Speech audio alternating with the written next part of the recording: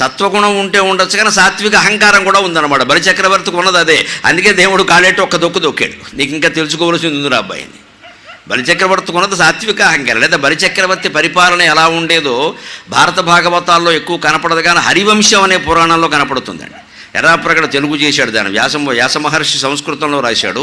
ఎర్రాప్రగడ హరివంశం అని 3000 పద్యాల్లో తెలుగులో రాశాడు మహానుభావుడు. కవిత్రయంలో ఉండే ఎర్రాప్రగడ ఆయన కేవలం భారతంలో భాగం మాత్రమే కాదు, నృసింహ పురాణం, హరివంశం ఇవన్నీ రామాయణం రాశాడు మహానుభావుడు, దొరకలేదు.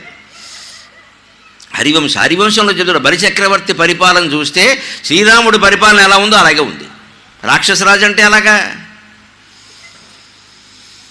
మరి అంత మంచి పరిపాలన చేసిన వాడిని విష్ణుమూర్తి పాదస్పర్శతో మన మీద పాదస్పర్శాన్ని పవిత్రంగా ఉంటున్నాం, మనం పక్కకి చెప్పాలంటే తొక్కేయడమే కదా.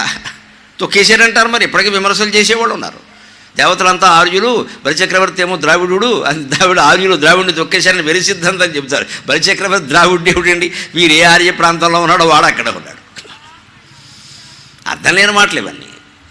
ప్రహ్లాదుడికి మనవడు ఆయన. హిరణ్యకశిపుడు కొడుకు ప్రహ్లాదుడు అయితే, ప్రహ్లాదుడు కొడుకు విరోచన చక్రవర్తి అయితే, విరోచన కొడుకు చక్రవర్తి కుమారుడు బలిచక్రవర్తి. అందుకే బలిచక్రవర్తిని వైరోచనుడు అంటారు.